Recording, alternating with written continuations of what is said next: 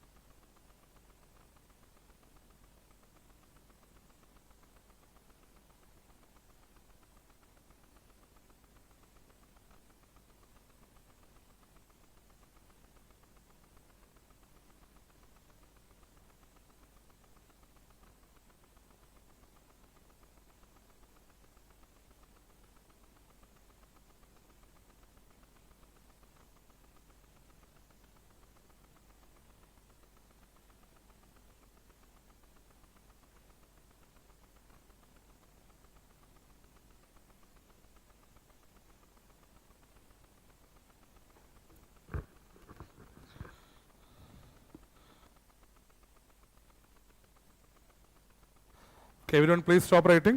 Moving to the next question.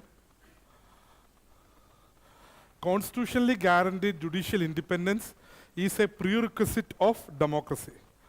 Constitutionally guaranteed judicial independence is a prerequisite of democracy. Comment. Your time starts now. It's a 10 marker, 150 words.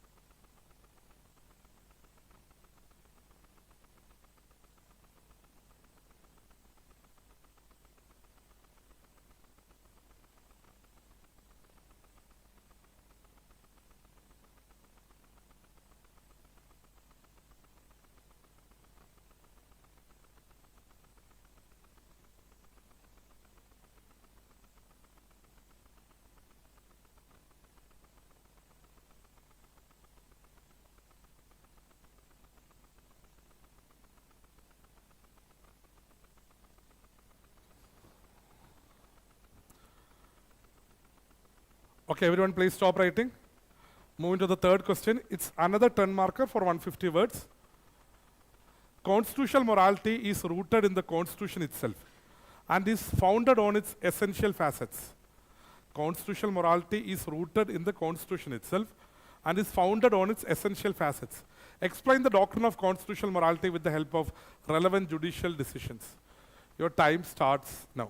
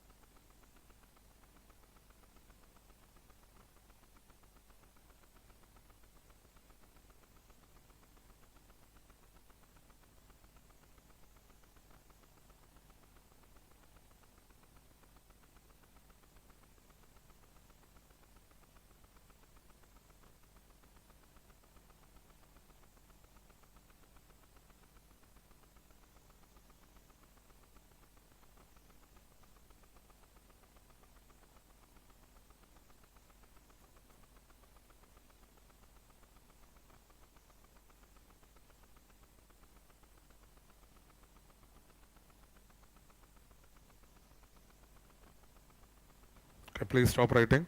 Everyone please stop writing.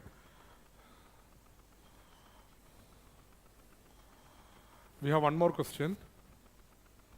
It's a 15 marker.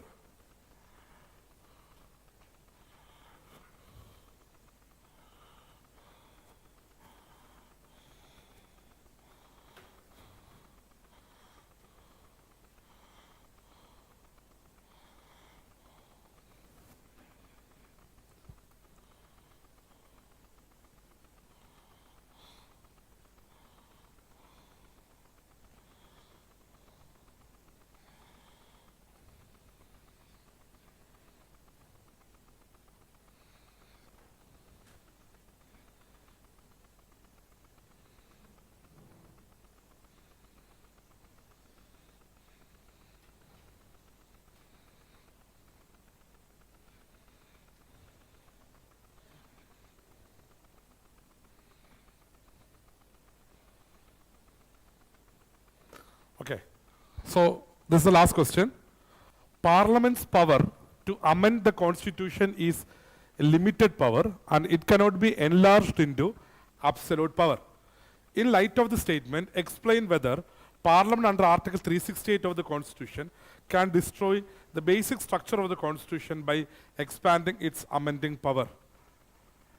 Explain whether Parliament under Article 368 of the Constitution can destroy the basic structure of the Constitution by expanding its amending power. Your time starts now. It's a 15 marker. It's a 15 marker, 250 words.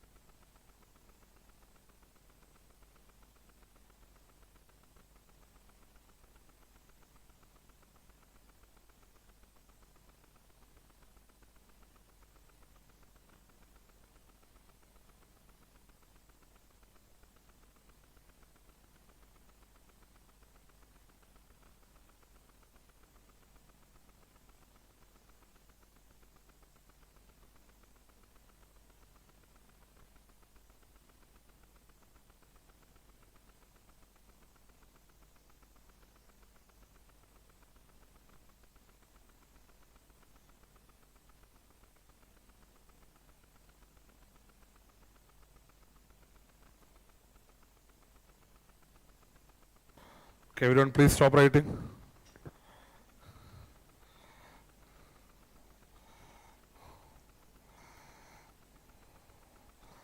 Okay, how was the experience? See, I will tell you one thing. So out of these four questions, 2 questions are much easier, provided we have basic content and all we can actually attempt. The other 2 questions are a bit difficult because it's not being something that is very directly asked. If you look at the very first question which were discussed, നമുക്ക് ഓരോന്നെടുത്ത് നോക്കാം. So നമ്മളിനി ചെയ്യാൻ പോകുന്നത് നമ്മൾ എങ്ങനെയാണ് എന്ത് ചെയ്യുന്നത് ആൻസറിന് അതായത് എങ്ങനെയാണ് ഇത് എഴുതേണ്ടതെന്നുള്ള കാര്യം നോക്കും. Then I will also help you to understand how to evaluate the paper, right? നിങ്ങൾക്ക് മനസ്സിലാക്കി തരണമല്ലോ എങ്ങനെയാണ് നിങ്ങളുടെ ആൻസർ കൊള്ളാമോ ഇല്ല എന്നുള്ള കാര്യം. ഓക്കെ സാർ അത് പ്രത്യേകിച്ച് മനസ്സിലാക്കി തരേണ്ട കാര്യമൊന്നുമില്ല, കൊള്ളൂല എന്ന് എനിക്കറിയാം. But we also need to understand how to improve and reach a particular points of threshold, right? So that is also something that we should aim at. Okay. See, I know this writing process might be a bit exhausting, but there is no other alternative for this. This is something that we are supposed to do. Mandatory ആയിട്ട് ചെയ്തേ പറ്റൂ എന്നുള്ളതാണ് fact. Okay. Let's start. Okay.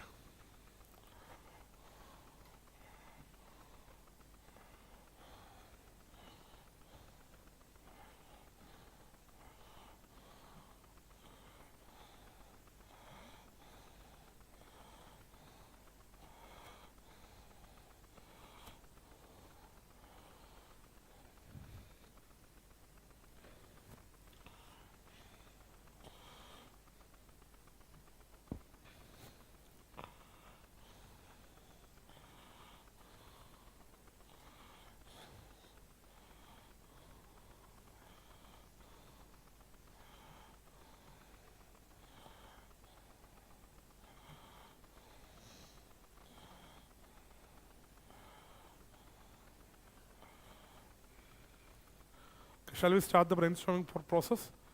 അപ്പം നമ്മൾ answer എഴുതാൻ പോകുമ്പോഴത്തേക്ക് നമ്മുടെ first thing എന്ന് പറയുന്നത് ക്വസ്റ്റ്യനിലൊന്ന് നല്ല രീതിയിൽ ഫോക്കസ് ചെയ്ത് we really want to understand എന്താണ് കൃത്യം ചോദിച്ചിരിക്കുന്നത് എന്നുള്ളതാണ്. Did the government of India act of 1935 lay down a federal constitution? Discuss. So this is a very open-ended question. I mean, it's an open question where we want to actually take a stand saying that whether the Government of India Act of 1935 has laid down a federal constitution or not. Now for that, first of all, what all things you should know. എന്താണ് നിങ്ങളുടെ content requirement എന്ന് നമുക്ക് നോക്കാം. So you should know about Government of India Act of 1935 and you should also know about the conditions for federal constitution, right? Only if you know these 2 parts, we'll actually be able to properly answer it. Okay. Now, what should be the introduction for this? I have actually told you multiple times that for a 10 marker, you can either have a 1-line intro or a 2-line intro at max. 1-line intro മാത്രം എഴുതിയാൽ മതി എന്ന് ഞാൻ പറഞ്ഞത്. And that 1-line intro should be answering what you want to tell. നിങ്ങൾ എന്താണ് ഇതിന്റെ answer എന്നുള്ളത് ആ 1-line introductionൽ തന്നെ പറയണം. Okay. Now, what do you know about this Government of India Act of 1935? Has it laid down a federal constitution? Okay, it has laid down federal constitution, but merely by identifying that it has laid down federal constitution the answer won't be complete, because you know that even it has laid down federal constitution, it hasn't been practiced, right? No, it hasn't come into effect. So this is something that you can actually bring in the introduction itself. Government of India Act of 1935, which is identified as a skeleton of Indian Constitution, has laid down a federal constitution, but its provision hasn't been implemented. Or you can actually start by saying that Government of India Act of 1935 has laid a federal constitution, but in practice, when it comes to the practice, the provisions were not at all implemented. Something like that, which actually gives the very clear idea about what you are going to tell. But introduction, the best way to start is by identifying what is, the Government of India Act of 1935. And idinu vere elements onum tappi ponda. You need not actually talk about federalism and all. There is no need to start. Some people normally ask, sir, shall we start with a federal constitution? So that is one way. How a federal constitution is the one in which the constitution lays down the division of the powers between the federating units. The Government of India Act of 1935 has followed this principle and laid down a federal constitution. That is also a way of you can actually start. But again, you need to spend 2 lines for that. Either you can actually start straight away by identifying Government of India Act of 1935 has laid on a federal, or else you can actually start by saying that എന്താണ് federal constitution എന്ന് പറഞ്ഞിട്ട് government of India act of 1935 അങ്ങനെ ഒരു constitution ലേ down ചെയ്തെന്ന് പറയാം. So that is the introductory part. Okay. So introduction, you can actually use either 1 line or 2 line at max. And in the introduction itself, you don't beat around the bush and you straight away tell that it has laid down a federal constitution. That's matra, but in practice it doesn't come into effect. Then after that, what should be there in the body? See, in the body, this is the federal principles. Okay? Okay, now you cannot actually recollect it. What all are the federal principles, or when do you call a constitution as a federal constitution? About division of power. So one point would be division of power. So in the body, the titles of the or the subheadings should be what? Division of powers. That is all major elements of division of power. Second point is that to what extent the provinces or the states are autonomous. So that is what we given by provincial autonomy. Then whether it had two legislatures, because see, this is the Government of India Act of 1935 provisions, or you think about our current system and how our current system is a federal system, because we have what we have division of power is there.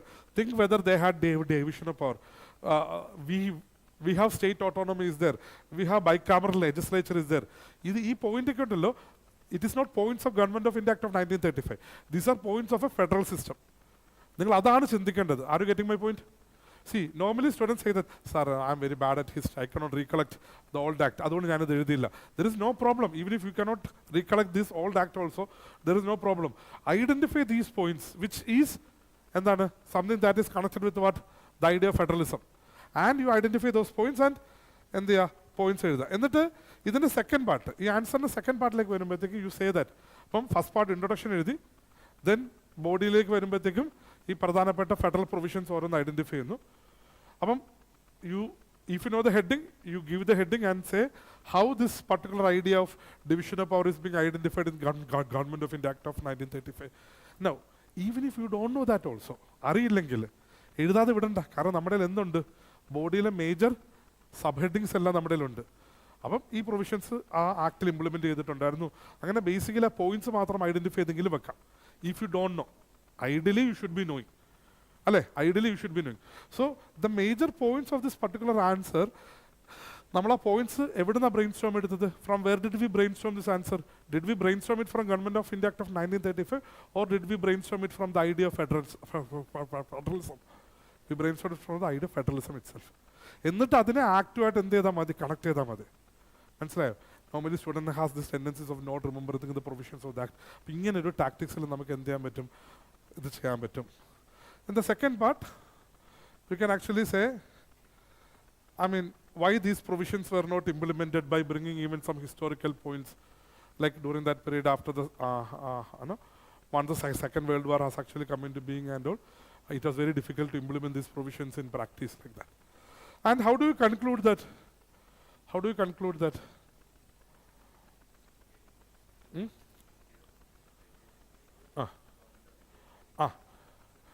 So Indian Constitution framed in the Government of India Act in 1935 foundation structure.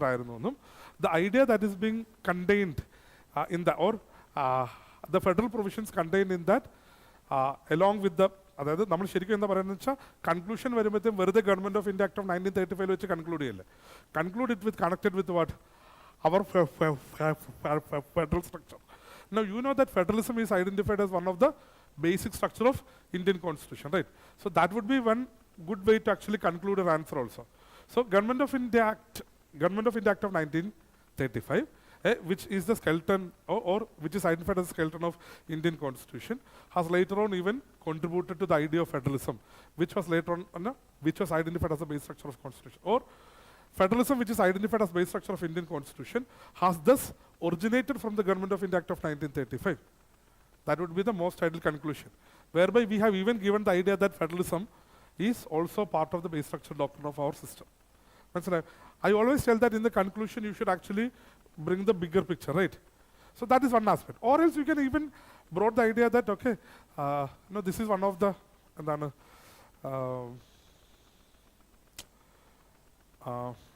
we call like, so there are certain elements of British influence in Indian system, right? Okay, you can actually identify Government of India Act of 1935 as the vestige or the later influences of the British system in Indian political system. അങ്ങനെ multiple രീതിയിൽ നിങ്ങൾക്ക് conclude ചെയ്യാം. പിന്നെ ഇവിടെ ഞാൻ പൊളിറ്റിയിലായതുകൊണ്ട് you should ideally conclude with the idea of federalism than going with any historical element, etc.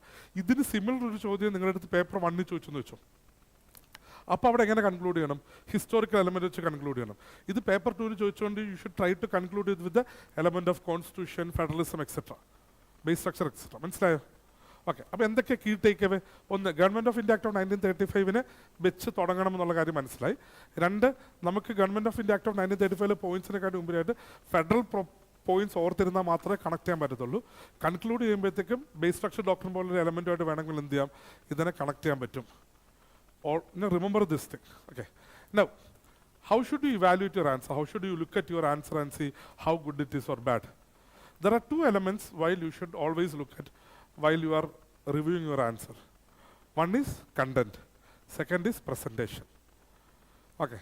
Now, with respect to content, have you ideally brought in the federal principles and how Government of India Act of 1935 actually has connected with it? Have you brought a good introduction and a good conclusion? When it comes to the presentation, have you written it in a point wise with proper examples? Or have you taken larger paragraphs so that you couldn't complete all the points? ഇവിടെ presentation അങ്ങനെ extra മറ്റ് figures അങ്ങനത്തെ കാര്യങ്ങളൊക്കെ ഇവിടെ ലിമിറ്റഡാണ്, അതിനുള്ള scope ലിമിറ്റഡാണ്. Heading ഇട്ടിട്ട് തന്നെ എഴുതി പോകുന്നതാണ് എന്നായില്ല. അപ്പം നിങ്ങൾ കണ്ടന്റ് വെച്ച് വാല്യുവേറ്റ് ചെയ്യണം. നിങ്ങൾ എന്ത് വെച്ച് വാല്യുവേറ്റ് ചെയ്യണം? പ്രസന്റേഷൻ വെച്ച് വാല്യുവേറ്റ് ചെയ്യണം. Okay, and for a very good answer, excellent answer, the maximum points that one could get is, for a 10 mark, it's a 5 mark. At most, it might go to 5.5. At most, it might go to 5.5. അപ്പോൾ 5 മാർക്കാണ് ഏറ്റവും നല്ല answer എങ്കിൽ നിങ്ങൾ ഇപ്പോൾ എഴുതിയിരിക്കുന്നതിന് എന്ത് mark കിട്ടാൻ സാധ്യതയുണ്ട്? കണ്ടന്റ് വൈസ് എത്ര ശതമാനം നമുക്ക് കൊടുക്കാൻ പറ്റും? ഇപ്പോൾ ഏറ്റവും ബെസ്റ്റിന് 50% കൊടുക്കും. അപ്പോൾ നിങ്ങൾ അതായിരിക്കണം നിങ്ങൾ. അപ്പോൾ നിങ്ങളുടെ ടാർഗറ്റ് എന്ന് പറയുന്നത് ഏറ്റവും ബെസ്റ്റ് ആവുക എന്നുള്ളതാണ്. So that is 50% mark. Understand? മനസ്സിലായോ? Okay, so you be maximum critic and see whether you are bringing all points or not. Content you can actually refer what? ഞാൻ അത് എങ്ങനെ ചിന്തിക്കണം എന്നുള്ള കാര്യം ഞാൻ പറഞ്ഞുതരാം. You need to actually refer what? You need to refer the key for getting this specific content. Okay, now next one. Interesting. It's a 10 marker, but നമ്മൾ എഴുതാൻ പോയി കഴിഞ്ഞ് കഴിഞ്ഞാൽ നമുക്കൊരു 15 or 20 മാർക്കറിനോ എഴുതാനുള്ള സംഭവം ഉണ്ട് ഇത്. So how well you brought in all the points would be a very crucial element. Let's look at the question. Constitutionally guaranteed judicial independence is a prerequisite of democracy. Comment. Can you bifurcate this question? How many parts are there in the question? First part is constitutionally guaranteed judicial independence. So you need to identify the idea that judicial independence is constitutionally guaranteed.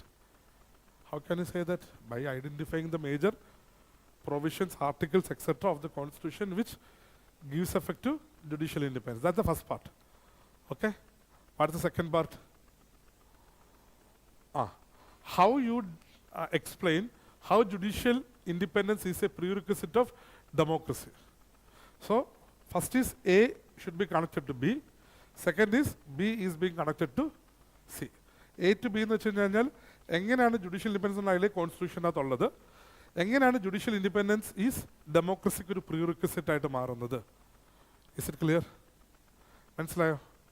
Now the content should be that എന്തായിരിക്കും? Introduction കൊണ്ടുവരണം. അപ്പം നമുക്ക് എന്തിനെ പറ്റി ഇതിൽ introduction എഴുതാൻ പറ്റും? Question is about judicial independence per se. So you talk about judicial independence. You can either start with separation of power.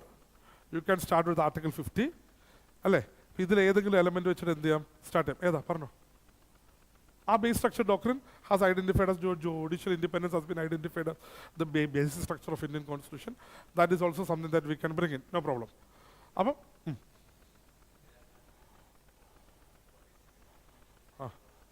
See, the problem is that when we go for historical introduction, our point we will take more time. So, the simplest way is to identify what is meant by judicial independence. So, that's the best way to start. If you go for historical independence, it may take 2-3 sentences to actually establish that introduction. Okay. Article 50 says separation of power. There is no other introduction better than Article 50 or says separation of power. Clear? Then, body subheading first part the constitutional provisions guaranteeing judicial independence. Constitutional provisions guaranteeing judicial independence. Even use the word, that exact words. Constitutional provisions guaranteeing judicial independence. That's the first part. Then you identify which all are the articles there. Okay? That is, ഇവിടെ നിങ്ങൾക്ക് എന്ത് ചെയ്യണം? Article അറിയണം. ഇവിടെ നിങ്ങളുടെ content ഉണ്ടെങ്കിൽ എഴുതാൻ പറ്റുള്ളൂ. There is no other gimmick or shortcut here. Is it clear? അല്ലേ? ആർട്ടിക്കിൾ വേണ്ടേ? അപ്പോൾ നമ്മുടെ ബേസിക് ആയിട്ടുള്ള ആർട്ടിക്കിൾ ഏതൊക്കെ ആർട്ടിക്കിളാണ്? ഇപ്പം നമ്മൾ ജുഡീഷ്യൽ ഇൻഡിപെൻഡൻസ് വെച്ച് കഴിഞ്ഞാൽ എന്താ? ഏതൊക്കെ രീതിയിൽ? അതൊന്ന് ആലോചിച്ച് നോക്കിയേ. ഗിമിക്ക് പറ്റത്തില്ലെങ്കിൽ നമുക്കൊന്ന് ചിന്തിക്കാൻ നോക്കാമല്ലോ. ഒന്ന് appointment. Appointment is one important aspect. പിന്നെ separation, salaried independent, security of tenure, salary ഉണ്ട്, സെക്യൂരിറ്റി ഓഫ് ടെന്യൂർ ഉണ്ട്, അപ്പോയിൻമെൻ്റ് ഉണ്ട്, ഇല്ലേ? അതായത് നമ്മൾ പ്രിലിംസിന് ജുഡീഷ്യറുമായിട്ട് ബന്ധപ്പെട്ട് പഠിച്ച സാധനങ്ങൾ ഇതൊക്കെ. It is not something extra or new. അപ്പോൾ എങ്ങനെയാണ് ജഡ്ജസിനെ അപ്പോയിൻറ്റ് ചെയ്യുന്നത്, എങ്ങനെയാണ് ജഡ്ജസ് സാലറി കൊടുക്കുന്നത്, എങ്ങനെയാണ് ജഡ്ജസിനെ റിമൂവ് ചെയ്യുന്നത്, അവരുടെ സെക്യൂരിറ്റി ഓഫ് ടെന്യൂറിൻ്റെ കൺസെപ്റ്റ് എന്താണ്? All of these is actually giving the idea of what? Independence of judiciary. Am I correct? ആണോ അല്ലയോ? Okay, bring those points. Ideally, you need to bring in what? The articles. See, there is 2 points. Whenever you are actually writing questions on constitution, mentioning articles is seen as a very basic thing. അത് എഴുതുന്നതിനെക്കാട്ടിയും പ്രശ്നം എഴുതാതിരുന്നാലാണ്. എന്ന് വെച്ചാൽ എഴുതിയാൽ ഇവൻ എഴുതിയല്ലോ എന്ന് പറഞ്ഞ് കൂടുതൽ mark തരുമല്ല, ഇവൻ എന്ത് ഇത് എഴുതാത്തതെന്ന് ചോദിക്കും. That's identified as something very prerequisite for your answers. Understand? So try to bring in എന്താണ് ആർട്ടിക്കിൾസ്. ഓക്കെ, സെപ്പറേഷൻ പറയാം. ഓക്കെ, പറയാം. ഓക്കെ, ഇനി if you want you can actually bring in some supreme court judgments which interprets the provisions of the constitution, like Keshwananda Bharati case or something, which talks about judicial independence. Then again, one of the most important cases which has identified judicial independence as base structure is what? NJC case. You can bring that also. Okay, so the first part is that you will bring in constitutional provisions with respect to judicial independence. You can bring in Supreme Court judgments with respect to judicial independence. First part is done. Now what is the second part? What is the second part? How judicial independence is prerequisite to democracy. How judicial independence is prerequisite to democracy. That's the second part. അല്ലേ? അതിൽ എന്ത് കാര്യം പറയും? What no? അപ്പോൾ അതിൽ എന്താണെന്ന് ചിന്തിക്കേണ്ടത്? Think in this manner. If judiciary is not there, to what extent it will affect our democratic system? So, I mean, there we can actually think in 2 ways. One is democracy as ഏതൊക്കെ രീതിയിലാണ് നമ്മൾ ഡെമോക്രസിയെ പറ്റി പറയത്തില്ല, 2 കാര്യങ്ങൾ പറയത്തില്ലേ? Democracy as a form of government and democracy as a way of life itself, right? Democracy as a form of government എന്ന് പറയുമ്പോൾ എന്താ? ഫ്രീ ആൻഡ് ഫെയർ ഇലക്ഷൻ, ഇല്ല? അത്ര എലമെന്റ്സ് ഒക്കെ ഇല്ലേ? അപ്പം if we don't have an independent judiciary, we will not actually be able to uphold the principles of free and fair election, ഇല്ലേ? Media freedom, ഇതൊക്കെ നമ്മുടെ ഡെമോക്രാറ്റിക് സിസ്റ്റത്തിന് ഇമ്പോർട്ടൻറ്റ് എലമെന്റ്സ് അല്ലേ? So think in this manor, how if we don't have a proper independent judiciary, how it will affect our democratic system? ഏതൊക്കെ രീതിയിൽ പറയാൻ പറ്റും? You can think about election process. You can think about the freedom of press and other elements. You can think about individual rights, etc., which is associated with the electioneering process. മനസ്സിലായോ? ഡെമോക്രസിയായിട്ട് ബന്ധപ്പെട്ട്. അപ്പം for example I will show you some points.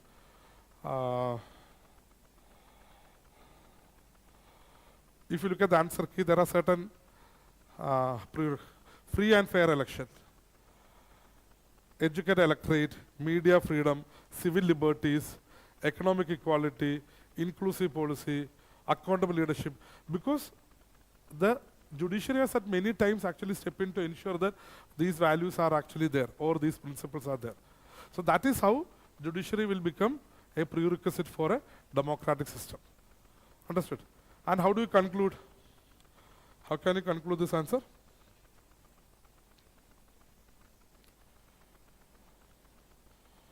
How can you conclude this answer? Base structure doctrine, see, if you haven't brought the base structure doctrine in the introduction, the best way to conclude is to identify it as. Or else what else? India is identified as the largest democracy in the world, right? So you can bring that idea of the largest democracy in the world. It is because of the independence of judiciary that. So it's like a summarizing the idea and bringing the Indian. It's like നമുക്ക് daily രണ്ട് സാധനമുണ്ട്, ഒന്ന് democracy ഉണ്ട്, ഒന്ന് judiciary ഉണ്ട്. അപ്പോൾ conclusion ഇത് രണ്ടും കൂടെ ചേർത്ത് വെക്കണം. So that is what we are going to do. So നമ്മൾ ഡെമോക്രസിനെ പറ്റി ഇന്ത്യൻ ഡെമോക്രസിനെ പറയുന്നത് എന്താ? The largest democracy in the world. Indian judiciary പറ്റി നമുക്ക് എന്താ പറയാൻ പറ്റുന്നത്? ഇൻഡിപെൻഡൻ്റ് ആൻഡ് അല്ലേ, എന്താണ്? അപ്പോൾ നമ്മുടെ ആ ഇൻഡിപെൻഡൻ്റ് ഇൻ്റഗ്രൽ ജുഡീഷ്യറി എന്ന് പറയുന്നത് നമ്മുടെ ആ ലാർജസ്റ്റ് ഡെമോക്രസിയുടെ ഫംഗ്ഷനിൽ ഏറ്റവും ഇമ്പോർട്ടൻറ്റ് റോൾ വഹിക്കുന്നു എന്ന് പറഞ്ഞാൽ കൺക്ലൂഡ് ചെയ്ത് just summarising that conclusion. There is no need for വേറെ എലമെൻറ്റ്സ് ഒന്നും ആലോചിച്ചില്ലെങ്കിൽ കൂടിയും സമ്മറൈസ്. അത് രണ്ട് രീതിയിൽ നമ്മൾ കൺക്ലൂഷൻ ഞാൻ പറയാറുണ്ടല്ലോ. ഒന്ന് ഒരു ലാർജർ പിക്ചർ കിട്ടുന്നതിന് വേണ്ടിയിട്ട് വലിയ എവിടെയെങ്കിലും കൊണ്ട് കൊടുത്തരാം. Or you can just summarise the whole idea and put forward that okay ഇതാണ് നമ്മൾ ഉദ്ദേശിക്കുന്നത് എന്നുള്ളത്. ഇവിടെ summarising conclusion would be very ideal. നമ്മൾ ഈ പറഞ്ഞ എലമെൻറ്റ്സ് ഒക്കെ ശരിയാണെന്ന് നമ്മൾ പ്രൂവ് ചെയ്യുന്നത് പോലെയാണ്. A equal to B, B equal to C, therefore A is required for C. ഇതാണ് നമ്മളെല്ലാം എത്തിക്കുന്നത്. Third question it's again. അപ്പം നമ്മൾ ഇതിൽ നിന്ന് എന്താ നമ്മൾ പഠിച്ചത്? ഇതിൽ നിന്ന് എന്താ പഠിച്ചത്? What did we learn? We learn to divide the question, right? One single sentence was given, but we divided it into two parts, which takes care of what? Which takes care of the body of the answer. ഇനി ഇതുപോലൊരു question കണ്ടു കഴിഞ്ഞാൽ നിങ്ങൾക്ക് division നടത്തുന്നത് ഉണ്ടെങ്കിൽ അതിൻ്റെ importance മനസ്സിലാവും. Clear ആണല്ലോ? രണ്ട്, ഈ ബോഡിയുടെ ഹെഡിങ്സ് നമ്മൾ എവിടെ നിന്നാണ് കൊണ്ടുവന്നത്? എവിടെ നിന്ന് കൊണ്ടുവന്നു? ക്വസ്റ്റ്യന് തന്നെ കൊണ്ടുവന്നു അല്ല, നമ്മൾ പുറത്തുനിന്ന് എവിടെ നിന്നെങ്കിലും തപ്പാൻ നിന്നോ? ഇല്ല, ബോഡിയിൽ നിന്ന് അത് ക്വസ്റ്റ്യന് തന്നെ കൊണ്ടുവന്നു.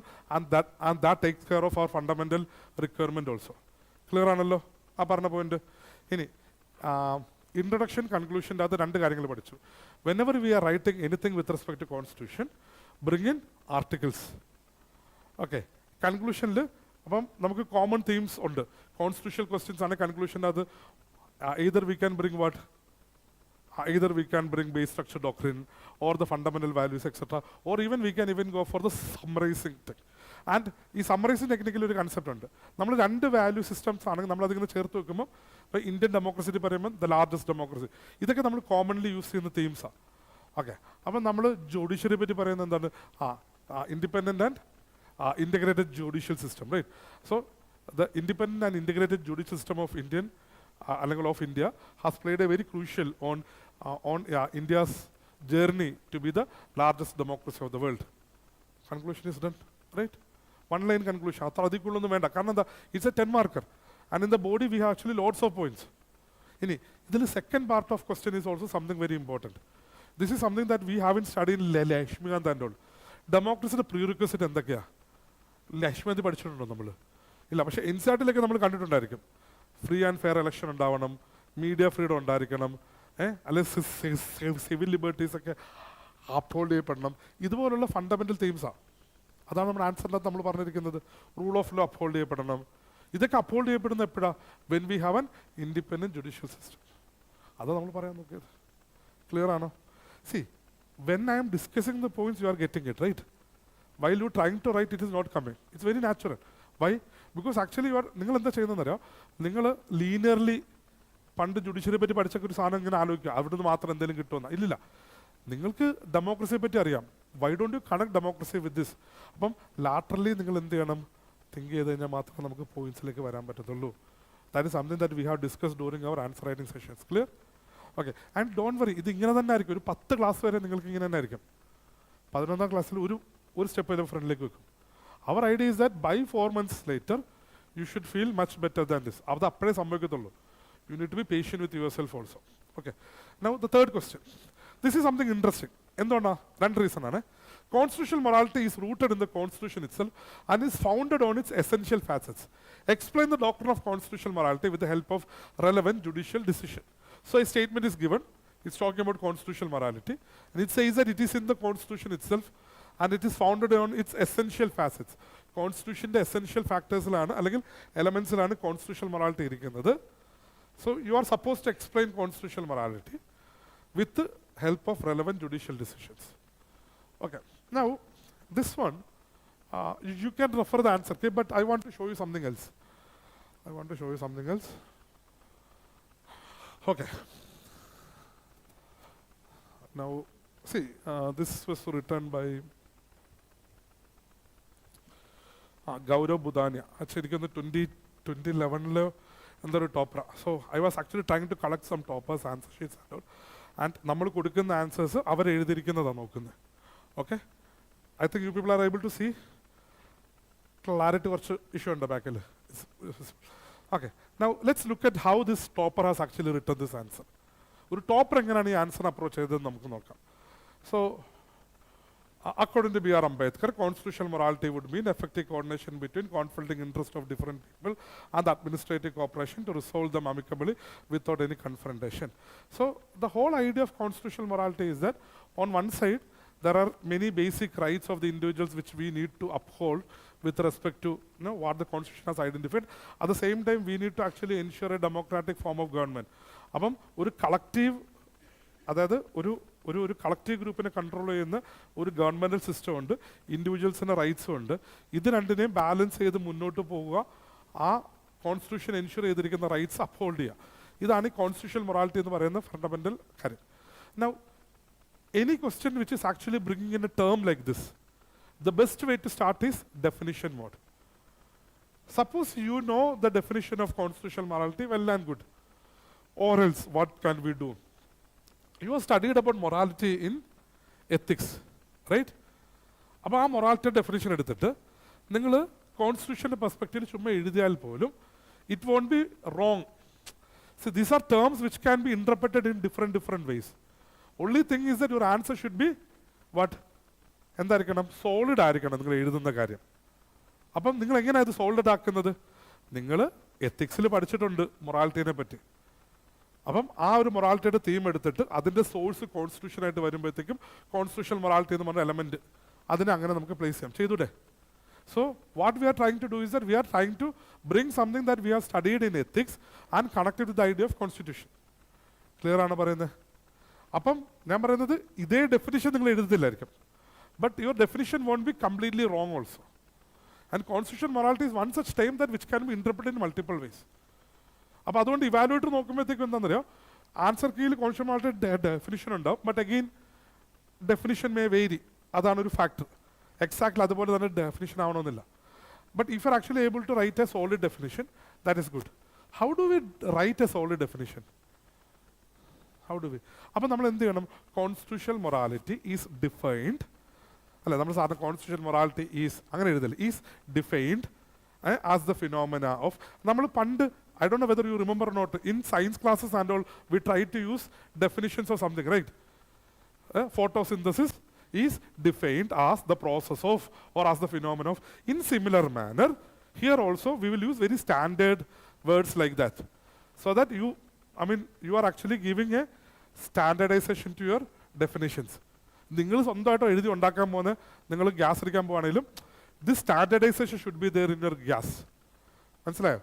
തള്ളുവാണെങ്കിലും എത്ര അതോറിറ്റേറ്റീവ്ലി തള്ളണമെന്ന് നമ്മൾ പറയും. In that sense you need to make your answers more standard in this way. Now what he has done is that then constitutional morality rooted in various facets of constitution. കോൺസ്റ്റിറ്റ്യൂഷൻ്റെ എവിടേക്കാണ് ഇത് കിടക്കുന്നതെന്ന്. ഒബ്വിയസ്ലി പ്രിയാമ്പിൾ, ഇതിപ്പം even if you don't know where it lies, preamble is the core values അല്ലേ. അപ്പം constitution ഏത് value ചോദിച്ചു കഴിഞ്ഞാലും നിങ്ങൾക്ക് എന്ത് പറയാം?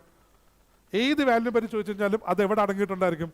The idea would be there in the preamble. Okay, so one source is preamble. Another source, fundamental rights, fundamental duties. Okay, DPSP.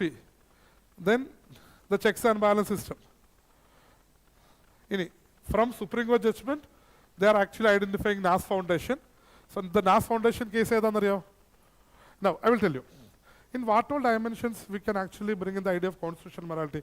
Anything that upholds the rights, dignities of individuals. Any judgments that is connected with the basic rights or the basic dignity of individuals could be brought in as part of constitutional morality. അല്ലേ, morality എന്ന് പറയുമ്പോൾ ഡിഗ്നിറ്റിയുടെ എലമെൻ്റായിട്ട് കാണിച്ചതല്ലേ. അപ്പം individual dignity uphold ചെയ്യുന്ന ഏത് constitutional ജഡ്ജ്മെൻറ്റ്സും വന്നിട്ടുണ്ടെങ്കിൽ നമുക്കിവിടെ എക്സാമ്പിളായിട്ട് എഴുതാം. ഇപ്പം നവദേവ് സിംഗ് ജോഹാർ കേസ് എന്താ 377 ഡീക്രിമിനലൈസ് ചെയ്തത്, Naz foundation the same thing. All of them are actually doing what? ഇതൊക്കെ എന്താ ചെയ്യുന്നത്? See, these are all actually addressing what? Same-sex relationship, right? അല്ലേ? അപ്പം same-sex relationship in a decriminalize ചെയ്യുക. In other words, it is extending the same element of dignity to relationship between, അതായത് A heterosexual കപ്പിളിനുള്ള റിലേഷൻഷിപ്പിന് അതേ dignity തന്നെ ഒരു same sex റിലേഷൻഷിപ്പിന് extend ചെയ്ത് കൊടുക്കുക. So that is something that is upholding the basic principles. Okay, Puttaswamy judgment again right to privacy, which is again identified as individual rights. Appo Shabarimala case, which we are talking about same and extending same rights to both men and women, right? Alle avade equality principles uphold cheynathu. So you can actually identify n number of cases also. And how did he conclude? Constitutional morality, if emanates from citizens, people, etc., will reap more sustained benefits. So here is actually saying that, see, it is identified in the constitution, but people themselves and the representatives together should actually come forward. Then only more and more people will have this acceptance. So he's trying to bring in a practical element for that conclusion. So we can actually see, ഞാൻ നിങ്ങളെ ആൻസേഴ്സിൻ്റെ see, answer key നമ്മൾ നോക്കുമ്പോഴത്തേക്കും you can bring in some image. ഇത് don't ഇങ്ങനെ കൊമ്പൊക്കെ പോലെ ഇരിപ്പുണ്ട്. ഞാൻ ആദ്യം ഇത് കണ്ടപ്പോൾ സാത്താന വരച്ച് വെച്ചിരിക്കുകയാണ്. But these are the elements where, I mean, ഇതിലൊക്കെയാണ് എന്തടങ്ങിയിരിക്കുന്നത്? കോൺസ്റ്റിറ്റ്യൂഷൻ മൊറാലിറ്റിയുടെ പ്രിൻസിപ്പിൾ അടങ്ങിയിരിക്കുന്നത്. You can simply bring in a flow chart like this which actually identifies the different facets of the constitution which contain the idea of constitutional morality. Then there are other different judgments. So now this particular answer is important because we try to collate answers where the concept of constitutional morality is defined at multiple times by the judiciary in different cases. അപ്പോൾ നേരത്തെ പറഞ്ഞ cases ഒക്കെ constitutional മൊറാലിറ്റിയുടെ principles uphold ചെയ്യുന്ന, ഞാൻ നേരത്തെ പറഞ്ഞ individual dignity ഒക്കെ uphold ചെയ്യുന്ന റൈറ്റ് പ്രൊവിഷൻസ് പറയുന്നത്. ഇത് specifically they are actually identifying what? They are actually identifying different cases in which constitutional morality is defined. Understood? അപ്പോൾ ഇതിനകത്ത് especially the first case, the second one, TS Thakur case, Namit Sharma case, these are all cases where which we don't normally use. ഞാൻ പറയുന്നത് you need to have a list of cases, right? So constitutional morality എന്ന heading കൊടുക്കുക, ഈ പറഞ്ഞിരിക്കുന്ന 4 points അതിനകത്തേക്ക് note down ചെയ്യുക, അതിൽ judicial പറഞ്ഞ എലമെന്റ് മാത്രം കോപ്പി ചെയ്ത് വെക്കുക. Because all other cases which I have told earlier is something that we have discussed at multiple times in classes or otherwise you might have said. This is something specifically you need to connect. ഇത് പുതിയ ഇൻഫർമേഷനാണ്. So such new informations whenever you come, you keep it aside in a separate paper. ഇതുവരെ നിങ്ങൾ കാണാത്ത കേസൊക്കെ വന്നു കഴിഞ്ഞാൽ അതിന് വേറൊരു ഡോക്യുമെന്റ് പോലെ മാറ്റി വെക്കുക. So that we can actually use it for എന്താണ് റിവിഷൻസിനൊക്കെ യൂസ് ചെയ്യാൻ പറ്റും. ഇതിപ്പോൾ എങ്ങനെയാണെന്നറിയോ? The point is that we have heard certain cases, Kesavananda Bharati case, അങ്ങനെ കുറച്ച് കേസുകൾ ഓൾറെഡി പഠിച്ചിട്ടുണ്ട്. Whenever you supreme court is sorry whenever UPSC is asking any questions on judgments and all, this mainstream cases is something that comes to your mind immediately. Why? Because you are not knowing the other cases and all. അപ്പോൾ അതെന്ത് ചെയ്യണം? അത് separate ആയിട്ട് വെച്ചിട്ട് revision നടത്തിയാൽ മാത്രമേ ആൻസറിലേക്ക് വരാൻ പറ്റത്തുള്ളൂ. Now this is a question where content plays a very crucial role. You need to define what is constitutional morality. You need to know what are the different principles. അവിടെ ഒന്ന് overcome ചെയ്യാനായിട്ട് ആകെ മാർഗം എന്ന് പറയുന്നത് I'm trying to bring in the idea of morality from ethics and trying to connect to the constitution at least so that you can ഒരു നമുക്ക് ഒന്നും അറിയുന്നില്ലെങ്കിൽ പോലും നമുക്കൊന്ന് അറ്റംപ്റ്റ് ചെയ്യാനായിട്ട് നിങ്ങൾക്കൊരു കേപ്പബിലിറ്റി തരുന്നതിന് വേണ്ടിയിട്ടാണ്. Now the last question is one of the most easiest question, right? Because why this easiest? The question is very big, but the challenge with respect to this question is that ഇതൊരു 10 മാർക്കറായിട്ട് UPSC ചോദിക്കേണ്ടായിരുന്നു, but UPSC asked us a 15 marker. And that is the challenge for us. There are questions which will come, a 15 marker can be asked as a 10 marker. It is easy for us. Why? You just need to add on all the points in there. ഇങ്ങനെ ഇടിച്ചങ്ങ് കയറ്റി വെച്ചാൽ മതി. But when a 10 marker is asked as a 15 marker, the problem is that നമ്മൾ എന്ത് ചെയ്യണം? വലുതാക്കണം. And there you need to make your answer more standard, which is a challenge. ഇവിടെ അതാണ് അതിൻ്റെ ഒരു ചലഞ്ച്. ഈ ഒരു ചോദ്യത്തിനുള്ളൊരു ചലഞ്ച് എന്ന് വെച്ച് കഴിഞ്ഞാൽ കണ്ടന്റ് നല്ല പൊലിപ്പിച്ച് എഴുതുക എന്നുള്ളതാണ്. അപ്പം ഇവിടെ നമ്മൾ എന്ത് ചെയ്യണം? 1 or 2 ലൈൻ എന്ന് പറഞ്ഞാൽ 2 ലൈൻ മസ്റ്റായിട്ട് എഴുതണം introduction. So that our answer will look enough. Parliament's power to amend the constitution is limited power and it cannot be enlarged into absolute power. In light of the statement, explain whether Parliament under Article 368 of the Constitution can destroy the basic structure of the Constitution by expanding its amending power. So a statement is given. Parliament's power to amend the Constitution is limited power and it cannot be enlarged into absolute power. So this is particular observation has been made. Do you know when? Minerva Mills case, right? So basically in Minerva Mills case, when the Parliament, after the 42nd Amendment, the Parliament has actually made a constitutional amendment saying that using Article 368 we can amend any part of the Constitution and no such amendments should be brought before the review of the judiciary, like that. So what the court has actually observed is that this 42nd Amendment, any amendment is it's a limited power. Using that limited power, you are trying to get absolute power.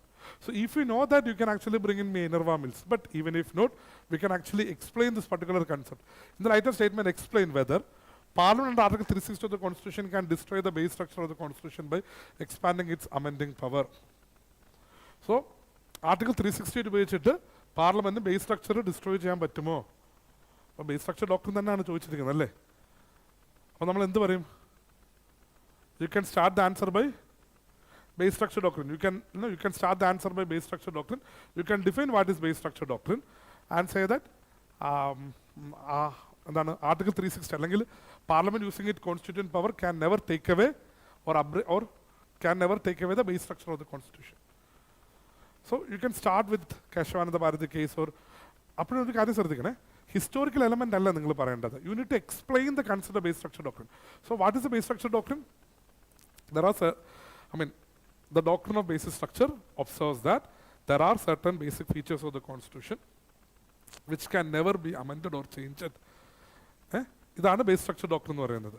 അപ്പം certain building blocks or certain basic features of the Constitution which can never be amended or changed. ഇതാണ് base structure. And this has been observed where? This has been observed in the Keshavananda Bharati case. So bring that, then we'll talk about Article 368. Okay. Here also, I have taken an answer from Topper. ഇത് ഈ topper എങ്ങനെയാണ് വലിച്ചു വലുതാക്കിയെന്ന് കാണിക്കാൻ വേണ്ടിയിട്ടാണ്.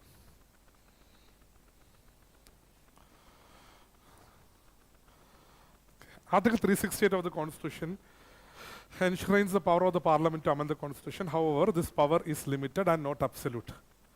So basically, he is trying to start with Article 368. Well and good. ഇത് എന്തുകൊണ്ടാണ് നല്ലതെന്ന് വെച്ച് കഴിഞ്ഞാൽ immediately after that he is bringing a small element and defining what is basic structure. So it highlights the core essence of the Constitution. It is bulwark of Indian democracy, right? Because Keshavananda Bharati verdict is always known as the judgment that saved Indian democracy, etc. So you can be another point also. എന്താണ് identified or observed in Keshavananda Bharati verdict. Then the core essence of the Constitution, bulwark of Indian democracy. Example ആയിട്ട് basic ആയിട്ടുള്ള നമ്മുടെ features, secularism, rule of law, a republican form of government. All of these are examples of base structure. See, this is a 15 marker and you have enough space to bring this. അതുകൊണ്ടാണ് നമ്മൾ കുറച്ച് എന്ത് ചെയ്യുന്നത് വലിഞ്ഞു പോകുന്നത് പോലെ തോന്നുന്നത്. ഇനി it's a limited power of the Parliament to amend the Constitution. So Article 368 പുറത്ത് എങ്ങനെയാണ് limitations? What are the limitations in Article 368? So ഇതൊരു ഇൻട്രസ്റ്റിംഗ് പോയിന്റ് ആണ്. 368 itself imposes restrictions. For example, provisions related to changes in federal structure, secularism, etc. require ratification by majority of the states. So some of the basic, so 368 itself is absolute idle provision ano alla. So 360 ഉപയോഗിച്ചിട്ട് Parliament can make amendments, but these amendments need to be ratified by the states if it is going to affect the center-state relationship. നമ്മുടെ അടുത്ത് ചോദ്യം എന്താ? പാർലമെന്റിന്റെ power of അമെൻമെന്റാ. അതിന്റെ ഒരു restriction ആണ് എന്ത്? സ്റ്റേറ്റിനെ കൊണ്ട് റാറ്റിഫൈ ചെയ്യുക എന്നുള്ളത്. അപ്പോൾ അവിടെ എക്സാമ്പിൾ ആയിട്ട് നമുക്ക് ഏറ്റവും ലേറ്റസ്റ്റ് ആയിട്ട് വന്ന GS2 ബില്ലോ അതും അല്ലെങ്കിൽ ലോക്കൽ അങ്ങനെ നമ്മൾ സ്റ്റേറ്റ് റാറ്റിഫിക്കേഷൻ വഴി വന്ന ബില്ല് എക്സാമ്പിൾസ് ആയിട്ട് കൊണ്ടുവരാൻ പറ്റും. പിന്നെ base structure doctrine Keshavananda Bharati envisaged certain features of the Constitution which are immutable, irrefutable. This provided the core of basic feature. Parliament to exercise due caution while using its amending power. ഇത് എന്തിനാണ് കൊണ്ടുവന്നിരിക്കുന്നത്? Parliament അതിന്റെ amending power use ചെയ്യുമ്പോഴത്തേക്കും അതൊരു absolute power അല്ല, conscious ആയിട്ടായിരിക്കണം ചെയ്യേണ്ടത്. There are other cases. Chandrakumar case held that any amendment of the constitution which violates the base structure shall be struck down. Okay, so if any amendment is affecting the base structure, that amendment will not be. This is the same extension. Can Parliament destroy? This is the state. This is the case in which Supreme Court has actually brought in that particular statement. Okay. Then look, walking the tightrope. And this balance. So need to balance the amending powers and absolute power, preserve the spirit of the Constitution. So on one side we need to preserve the spirit of the Constitution, the idea of constitutional morality, etc. But on the other side we should also have powers to bring amendments of the Constitution so that the Constitution will act as a living document. Constitution dynamism namakku side uphold cheyanam, Constitution basic features protect cheyanam. Idana walking the tightrope ennu parayunnathu. Adho nammal adine engane balance cheyanda ennu element parayunnathu. And you are trying to conclude. The sanctity of our Constitution can be well preserved by maintaining a delicate balance between parliamentarian authority to amend the Constitution and judiciary's role in defining the Constitution. Rather than defining, you can say judiciary's role in interpreting the Constitution. Judiciary is said to be the final interpreter of the Constitution, right? Supreme Court. Padu vechittu conclude. See, the last question is also much easier. Point you have never thought about the fact that we should include ratification of the state. Base structure. That is fundamentally because you forgot one word in the question. What is that word in the question? Which word forgot?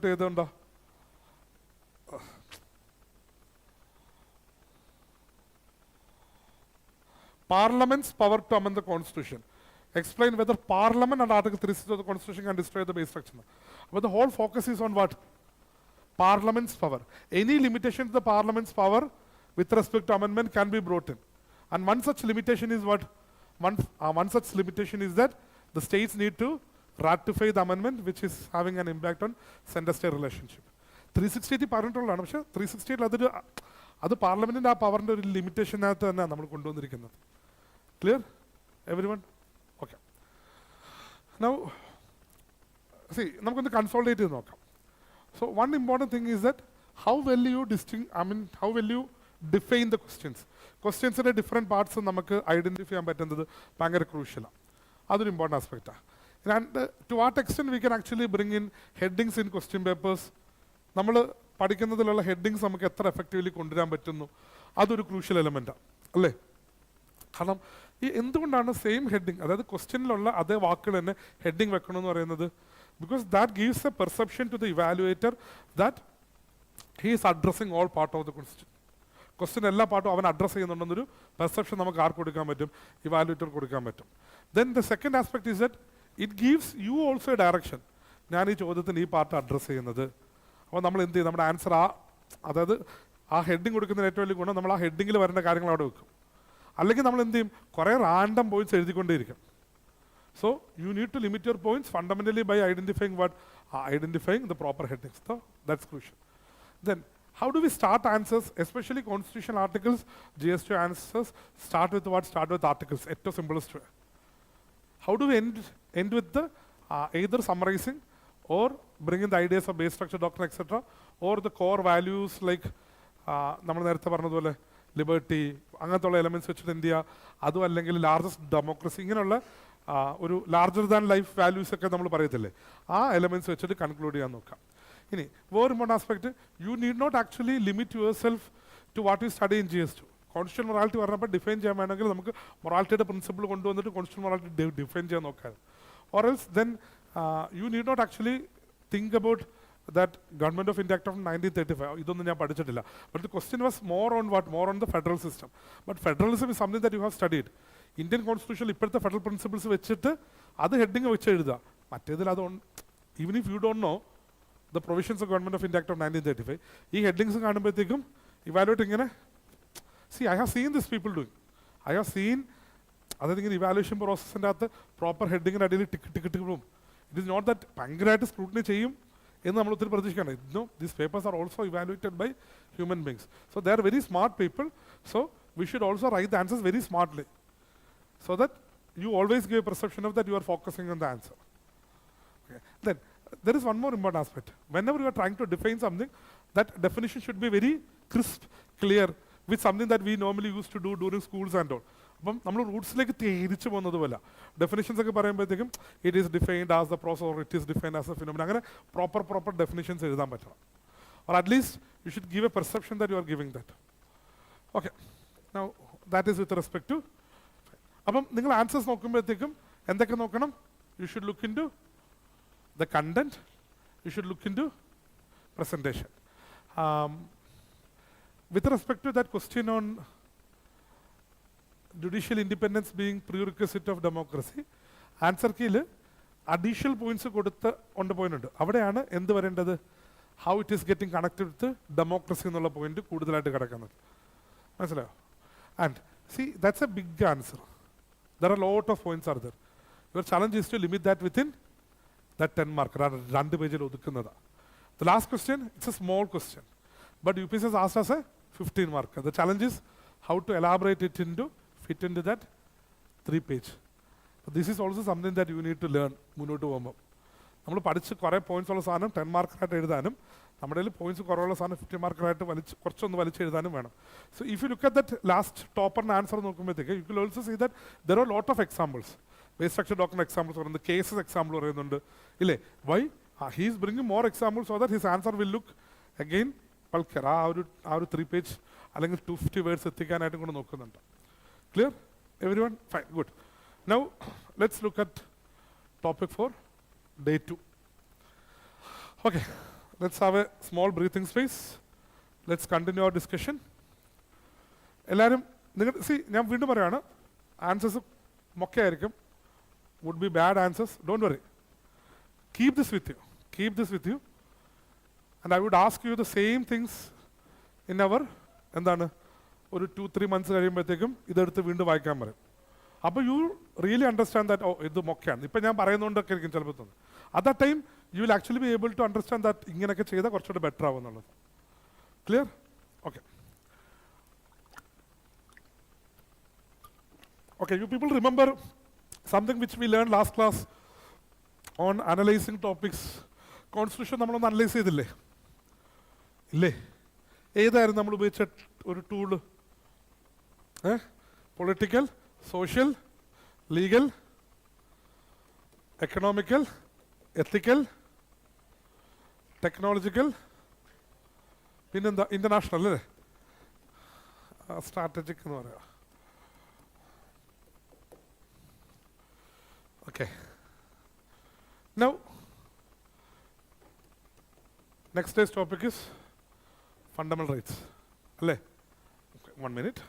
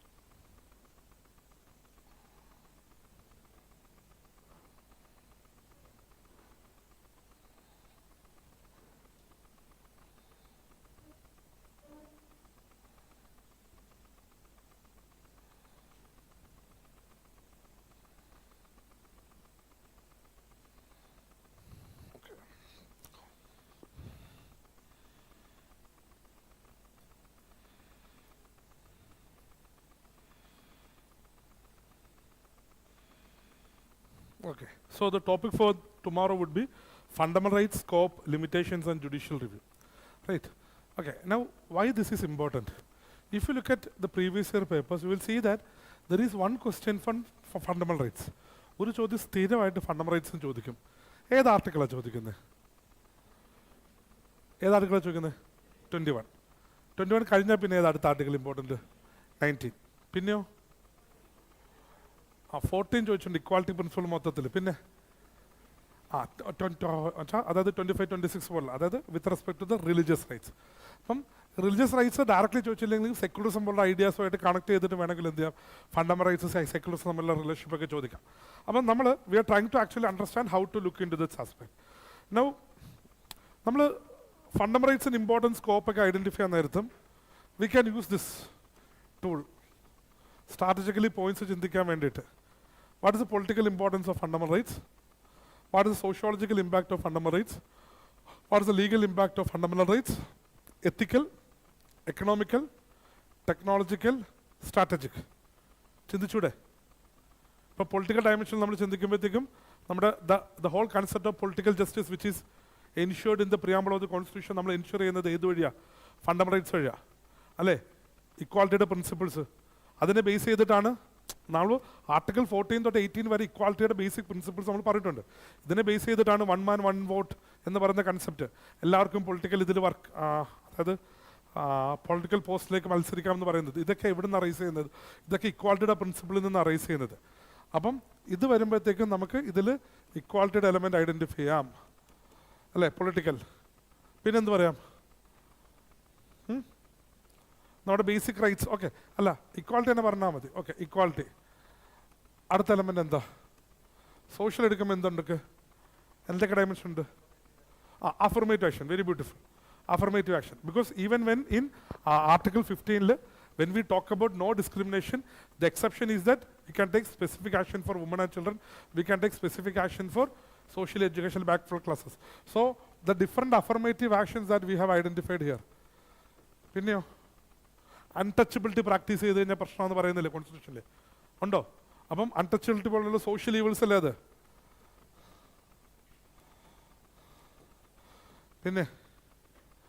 പിന്നെന്ത് പറയാൻ പറ്റും? Minority rights. Okay, അപ്പം minority rights എന്ന് പറയുമ്പം especially അത് നമ്മൾ Indian സൊസൈറ്റിയായിട്ട് connect ചെയ്യണം. അതായത് when there is A large segment of minority people, എങ്ങനെയാണത് ആ റൈറ്റ്സിൻ്റെ ഇമ്പോർട്ടൻസ്? മജോറിറ്റി റൂൾ ചെയ്യുമ്പം മൈനോറിറ്റി റൈറ്റ്സ് നമ്മൾ അപ്ഹോൾഡ് ചെയ്യാനുള്ള മെഷേഴ്സ് എടുത്തിട്ടുണ്ട് ഇല്ലേ? പിന്നെ സോഷ്യൽ ഡയമെൻഷനിൽ തന്നെ നോക്കുമ്പോൾ നമുക്ക് കൾച്ചർ റൈറ്റ്സ് പറഞ്ഞൂടെ? നിങ്ങൾ സൊസൈറ്റിയിൽ നിങ്ങൾക്ക് സ്വന്തമായിട്ടൊരു ആദ്യം അത് എവിടുന്നാണ് റൈറ്റ് ഒറിജിൻ ചെയ്യുന്നത്? നിങ്ങൾക്ക് സ്വന്തമായിട്ടൊരു സ്ക്രിപ്റ്റ് അല്ലെങ്കിൽ നിങ്ങൾക്കൊരു ലാംഗ്വേജ്, അതാണ് നിങ്ങളുടെ, അല്ലെങ്കിൽ ഒരു culture. So there are 2 types of minority that is being defined, right? ഒന്ന് കൾച്ചർ, ഒന്ന് ലിംഗ്വിസ്റ്റിക്. ഇത് പ്രൊട്ടക്ട് ചെയ്യാനുള്ള റൈറ്റ് ഉണ്ട്. അതിൽ നിന്നുമാണ് മൈനോറിറ്റിയുടെ സ്കൂൾ തുടങ്ങാനുള്ള ബാക്കിയുള്ള റൈറ്റ്സ് ഒക്കെ ഒറിജിൻ ചെയ്യുന്നത്. അല്ല ചുമ്മാ അങ്ങ് സ്കൂൾ തുടങ്ങുന്നുള്ള റൈറ്റ് അല്ല വരുന്നത്. നിങ്ങൾക്ക് നിങ്ങളുടെ ഒരു കൾച്ചർ പ്രൊട്ടക്ട് ചെയ്യാനുള്ള റൈറ്റ് ഉണ്ട്, നിങ്ങളുടെ ലിംഗ്വിസ്റ്റിക് റൈറ്റ്സ് പ്രൊട്ടക്ട് ചെയ്യാനുണ്ട്.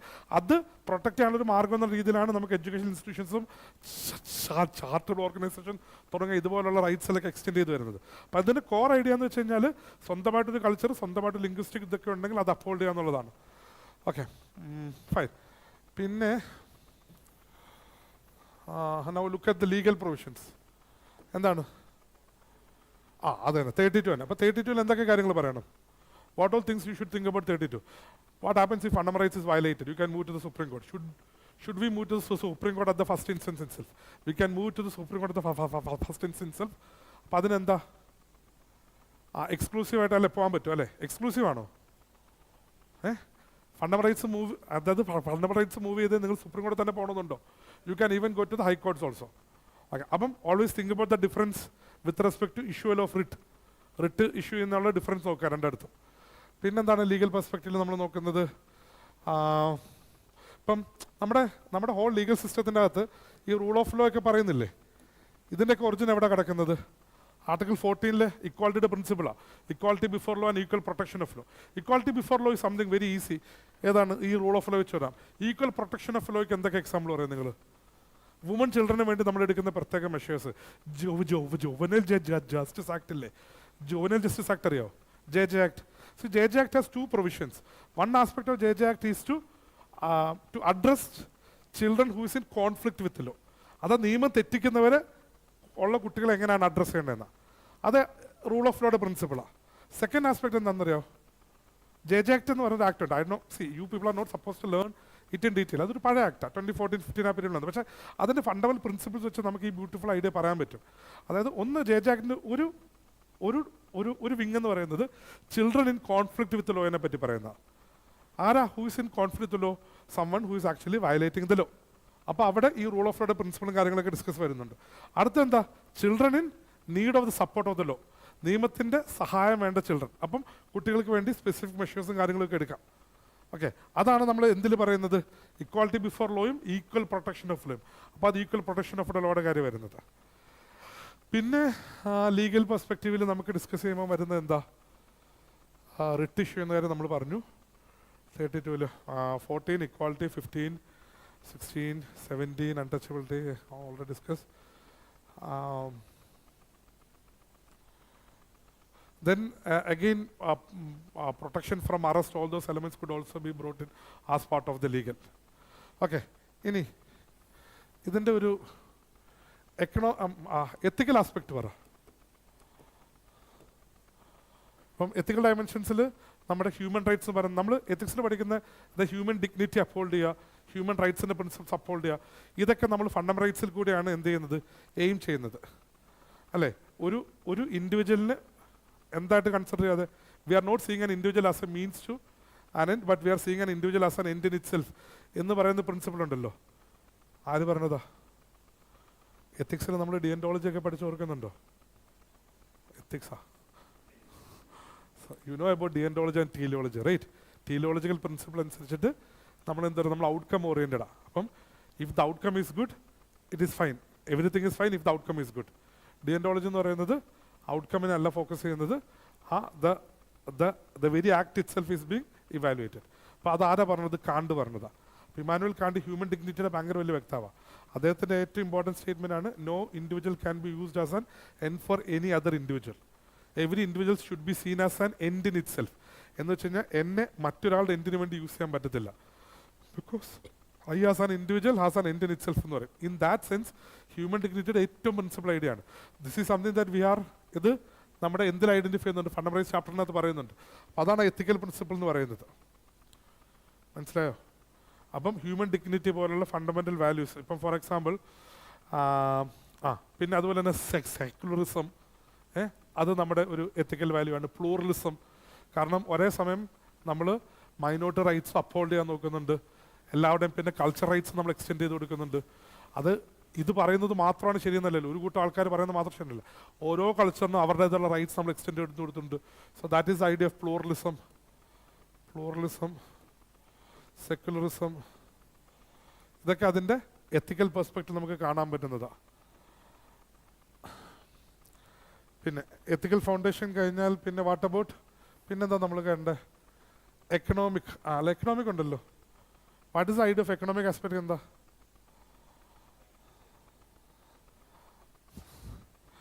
ഒരു നല്ല എക്സാമ്പിൾ പറഞ്ഞേ economic പെർസ്പെക്റ്റീവിന്. You talk about fundamentals, get back to the fundamentals. See, when the constitution was being framed, it was decided that every rights could not be given to the people. So therefore they bifurcated the rights which the state could actually give was identified as fundamental rights, and the rights which the state couldn't guarantee at that time due to lack of resources or other issues were identified as DPSP. അല്ലേ, state resourceful ആകുമ്പോഴത്തേക്ക് ഈ rights നമുക്ക് വേണമെങ്കിൽ കൊടുക്കാം. Right to education എങ്ങനെ fundamental right ആവുന്നത്? when at a later stage, see, you know about right to education, right? It is the only DPSP, only directive in the constitution which had a time frame. And within 10 years of adopting this constitution, the state should ensure to provide primary education for all.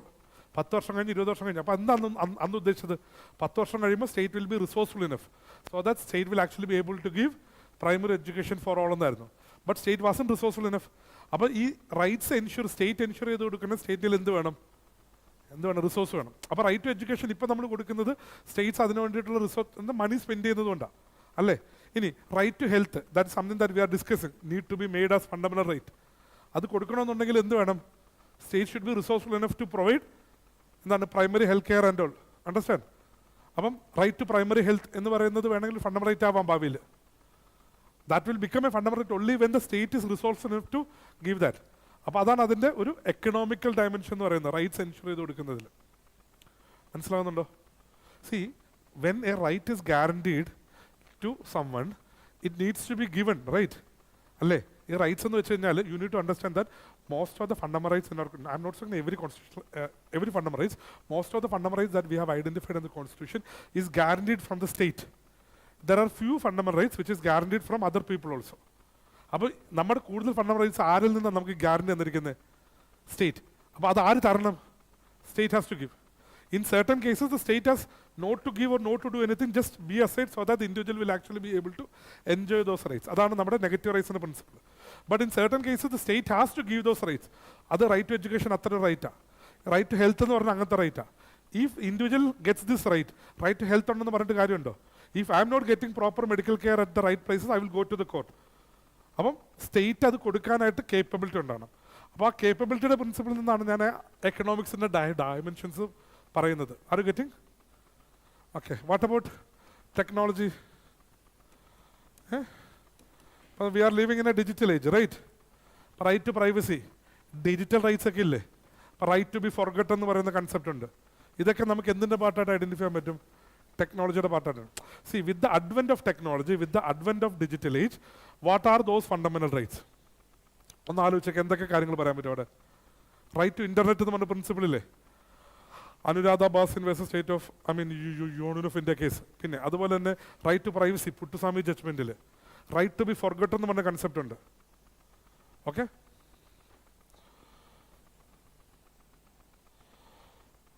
Let me just see if there is anything that I have left out.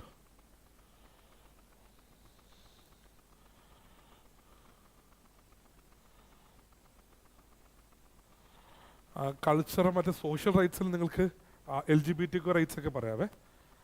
Okay.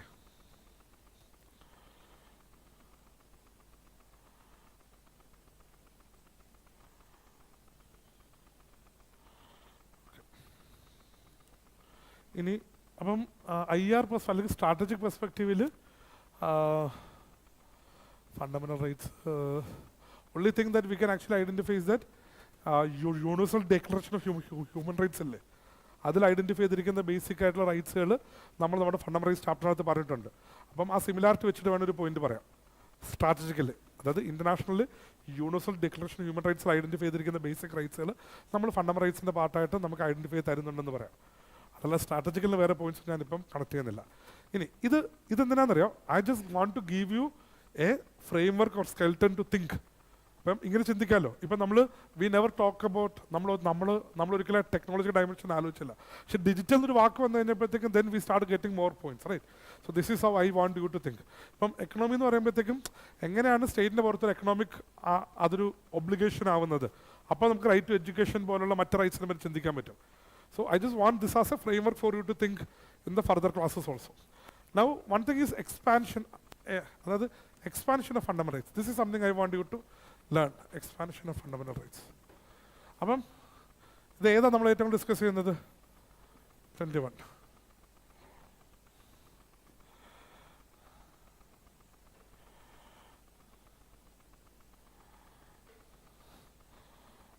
Okay. അപ്പം ഒന്ന് individual rights uphold ചെയ്യുന്നതിൽ 21 അല്ലേ? Individual rights uphold ചെയ്യുന്നതിൽ 21 important aspect ഉണ്ടല്ലോ. Basically അത് തന്നെ right to life and ലിബർട്ടിയാണ് പറയുന്നത്. അപ്പം ഇൻഡിവിജ്വൽ റൈറ്റ്സ് അപ്ഹോൾഡ് ചെയ്യുമ്പോൾ നമുക്ക് we can talk about the Maneka Gandhi case versus AK Gopalan case versus Maneka Gandhi case. ആ ട്രാൻസിഷനൊക്കെ നമുക്ക് ഒബ്സർവ് ചെയ്യാൻ പറ്റും. പിന്നെ എന്താ 21 മറ്റൊരു എലമെൻറ്റ്? ജെൻഡർ ജസ്റ്റിസ് എൻഷുർ ചെയ്യാനായിട്ട് we are actually using 21 for bringing in more gender justice. Equality plus 21 use ചെയ്തിട്ടാണ് നമ്മൾ ജെൻഡർ ജസ്റ്റിസിൻ്റെ പ്രിൻസിപ്പിൾ പിടിക്കാൻ നോക്കുന്നത്. സോ വർക്ക് പ്ലേസിലെ സേഫ്റ്റി, വിശാഖ ഗൈഡ് ലൈൻസ്, പിന്നെ അതുപോലെ തന്നെ ഡിസ്ക്രിമിനേറ്ററി നോംസ് ഫോളോ ചെയ്തത് ഈ there were certain discriminatory norms adopted by Air India during the initial age with respect to air hostess and all. അപ്പോൾ അതിനെതിരെ കേസൊക്കെ പോയിട്ടുണ്ട്. അവിടെയൊക്കെ 21 വെച്ചിട്ടാണ് അത് അഡ്രസ്സ് ചെയ്തിരിക്കുന്നത്. Then what about bodily autonomy? Bodily autonomy എന്ന് പറയുന്നത് എന്താ? ഇൻഡിവിജ്വൽ റൈറ്റ്സാണ്. അപ്പോൾ for example when in the 21st century, America has actually gone back with respect to the concept of bodily autonomy and all. Roe versus Wade എന്ന് പറയുന്ന അവിടെ fundamental ആയിട്ടൊരു കേസുണ്ട്. US അത് എന്ത് ചെയ്തു? അത് ഓവർടേൺ ചെയ്തു. Roe versus Wade is fundamentally the rights for what? The rights for abortion rights ആയിരുന്നു. അപ്പോൾ അതെടുത്ത് കളഞ്ഞായിരുന്നു ഇല്ലേ? US എടുത്ത് കളഞ്ഞെന്ന് വെച്ചാൽ സുപ്രീം കോടതി മാറി. അതായത് ഓരോ സ്റ്റേറ്റിനും ഇൻഡിവിജ്വലി തീരുമാനിക്കാം അബോർഷൻ റൈറ്റ്സ് കൊടുക്കണം വേണ്ടത്. നമ്മുടെ ഇവിടെ അതിപ്പോഴും നമ്മൾ എന്ത് ചെയ്യുന്നുണ്ട്? സ്ട്രോങ്ലി അപ്ഹോൾഡ് ചെയ്യുന്നുണ്ട്. അപ്പം ആ വുമൻ്റെ റൈറ്റ്സ് അപ്ഹോൾഡ് ചെയ്യുന്ന എന്തിൻ്റെ പ്രിൻസിപ്പിൾ പുറത്താണ്? ആ പ്രിൻസിപ്പിളിൻ്റെ പേരാണ് ബോഡിലി ഓട്ടോണമി. എൻ്റെ ശരീരത്തിൻ്റെ പുറത്ത് എനിക്ക് അവകാശമുണ്ട്. അതെവിടുന്ന് ഒറിജിനേറ്റ് ചെയ്യുന്നത്? എവിടുന്ന് ഒറിജിനേറ്റ് ചെയ്യുന്നത്? 21 അല്ലേ? ഓക്കെ. അപ്പം ജെൻഡർ ജസ്റ്റിൻ്റെ പ്രിൻസിപ്പിൾ ഉണ്ട്. പിന്നെ വേറൊരു കേസ് എന്ന് വെച്ച് കഴിഞ്ഞാൽ പിന്നെ ഫ്രീഡം ഓഫ്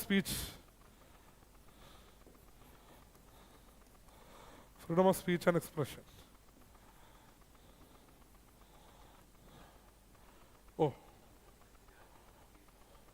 അതായത് നമുക്ക് ബെസ്റ്റ് പ്രാക്ടീസ് ആയിട്ട് വേണമെങ്കിൽ കൊണ്ടുവരാം.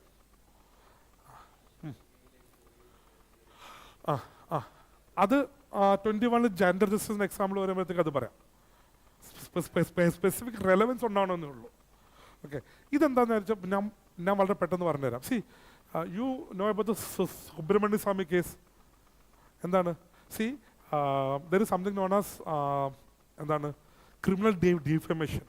What is that? Criminal defamation, I mean defamation means what? You are trying to defame another person. Actions can be taken against you. There is civil defamation is there, criminal defamation is there. വ്യക്തിഹത്യ ചെയ്യാൻ നോക്കിക്കഴിഞ്ഞാൽ ഒരാൾക്കെതിരെ നമുക്ക് civil കേസും കൊടുക്കാം, criminal കേസും കൊടുക്കാം. The problem with the criminal defamation is that you might be arrested and put in jail. അപ്പം already civil defamation ഉണ്ടല്ലോ, അതുകൊണ്ട് നമുക്ക് ക്രിമിനൽ ഡിഫമേഷൻ ഒഴിവാക്കാം എന്ന് പറഞ്ഞൊരു petition was move to Supreme Court. And this was actually challenged. So on one side, they are actually saying that we should abolish criminal defamation on the basis of the fact that this is used for controlling media, controlling press, etc. And the media freedoms or the press freedom is actually identified where? In Article 19. അപ്പം 19-ൽ എന്തുണ്ട്? Freedom of speech and എക്സ്പ്രഷനെ പറ്റി പറയുന്നുണ്ട്. Okay. അപ്പം using this criminal defamation we are trying to gag the പ്രസ്സിനെ നമ്മൾ എന്ത് ചെയ്യാൻ നോക്കുകയാണ്? കൺട്രോൾ ചെയ്യാൻ നോക്കുക എന്നൊരു ആർഗ്യുമെന്റ്. ആൻഡ് ഇതിൻ്റെ പേരിലാണ് ക്രിമിനൽ ഡിഫമേഷൻ സ്റ്റോപ്പ് ചെയ്യണമെന്ന് ആർഗ്യുമെന്റ് വന്നത്. സോ കോർട്ട് എന്ത് ഒബ്സർവ് ചെയ്തെന്നറിയാം? കോടതി പറഞ്ഞു, സി ക്രിമിനൽ ഡിഫമേഷൻ എന്ന് പറഞ്ഞ പ്രൊവിഷൻ എടുത്തു കളയാൻ കോടതി ഉദ്ദേശിക്കുന്നില്ല. കാരണം എന്താ? Defamation means what? Right against, അതായത് റൈറ്റ് ടു ഡിഗ്നിറ്റിയുടെ പാർട്ടാണ് അല്ലേ? എന്നെ ഡിഫൈൻ ചെയ്യാൻ നോക്കുമ്പോഴത്തേക്കും it is affecting my dignity. So if you take away that, on one side you are talking about freedom of speech and expression, but on the other side defamation is affecting the dignity of the individual, which is connected with what? Dignity എന്ന് പറയുന്നത് എന്തുമായിട്ട് കണക്റ്റഡാ? Article 21 right to live with dignity എന്നല്ലേ നമ്മൾ പറയുന്നത്. അപ്പം 19-ഉം 21-ഉം തമ്മിലുള്ളൊരു issue ആയിട്ട് അത് മാറും. ഓക്കെ. പിന്നെ